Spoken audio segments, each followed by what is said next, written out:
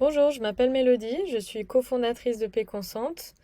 J'ai fait une série de vidéos et dans les précédentes vidéos, j'avais montré comment faire une première connexion sur notre plateforme.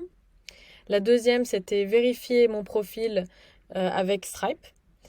Et cette troisième vidéo, elle concernera essentiellement comment créer mon tout premier contrat sur Péconsent. Donc, comme on peut le voir ici, je me suis connectée sur la plateforme Péconsent. Et je vais créer mon contrat. Pour ceci, vous pouvez voir qu'il y a un bouton juste à gauche de votre écran qui est Nouveau contrat. Donc ici, je vais cliquer. On a créé un devis sur mesure qui peut être utilisé. Donc en cliquant sur ce devis-là, je peux continuer. Comme on peut le voir ici, ma vue a été coupée en deux. Donc sur la gauche, je vais avoir des éléments éditables. Sur la droite, ça sera une preview, une live preview. Donc toutes les informations que je vais modifier en live juste ici vont être automatiquement renseignées sur la droite. Comme on peut le voir ici dans mon devis, donc dans la preview, il y a des informations qui ont déjà été complétées puisque je l'ai fait dans la précédente vidéo pendant ma vérification. Là, ce qu'on me demande, c'est plutôt renseigner les informations de mon client. Ici, j'ai un input, une barre de recherche.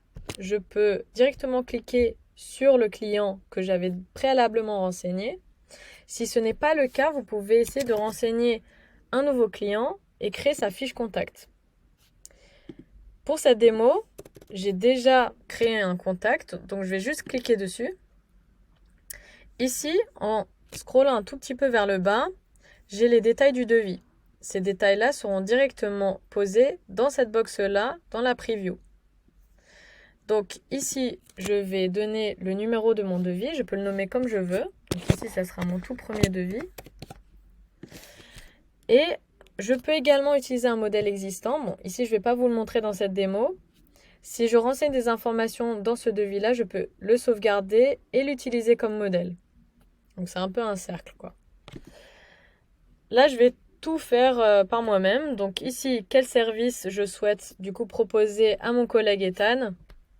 Je vais lui proposer un logo. Hop. Le prix à l'unité, bon, je vais être gentil, 300 €. Ça, c'est gentil. Ensuite, du coup, ça sera une fois. Je peux renseigner des détails concernant ce logo. Il y aura du coup une charte graphique à l'appui, comme ceci. Je peux renseigner encore, mais bon, j'ai pas trop d'idées là. Ensuite, je peux ajouter un nouveau service en cliquant sur Ajouter un nouvel objet.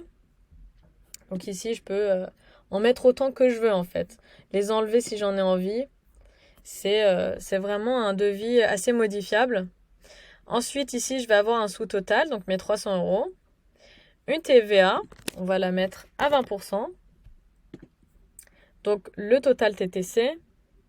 Et ensuite, vous pouvez également indiquer combien de temps sera valable ce devis. On va mettre 15 jours.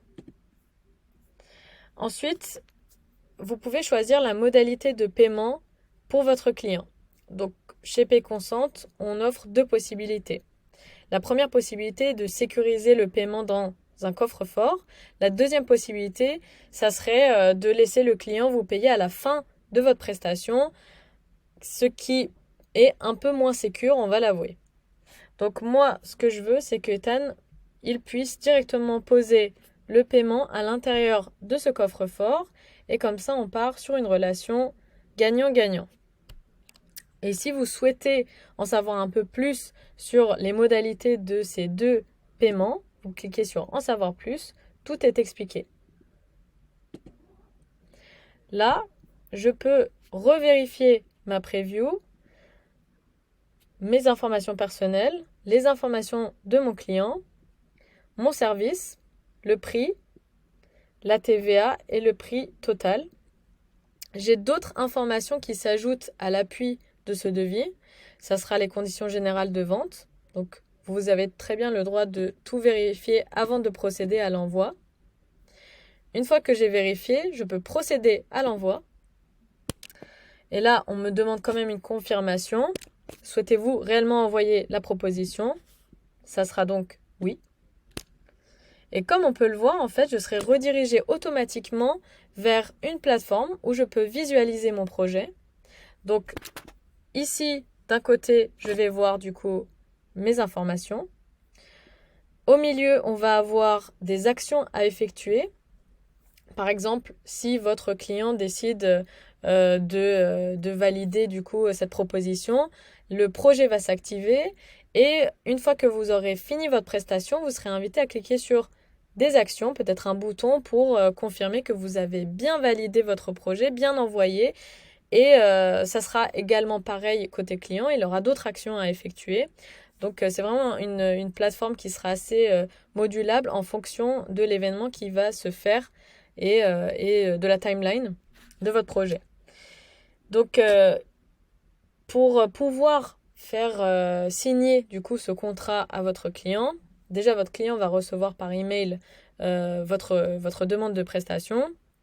Mais également, si vous souhaitez l'envoyer, imaginons par SMS ou email ou je ne sais quelle plateforme, vous avez un lien pour pouvoir copier juste ici. Et c'est le lien qui redirigera directement votre client vers une plateforme qui est sécurisée afin de déposer les fonds si vous avez choisi du coup cette modalité-là. Sinon, c'est une autre plateforme. Ça reste quand même la même, mais c'est juste pas une plateforme pour déposer des fonds. Voilà. Donc ici, nous avons vu comment créer votre premier contrat. Dans une prochaine vidéo, je vais vous montrer du coup côté client comment signer, comment accéder à cette plateforme de sécurisation de fonds, à cette plateforme sécurisée du coup, et comment signer ce contrat. Et dans les futures vidéos, je vous montrerai un petit peu comment s'enchaîne un projet, comment est-ce qu'on peut actionner certaines actions et plus encore. Donc pour ceci, je vous invite à regarder ces vidéos et je vous remercie aussi beaucoup pour votre écoute. Donc je vous retrouve très vite et à bientôt.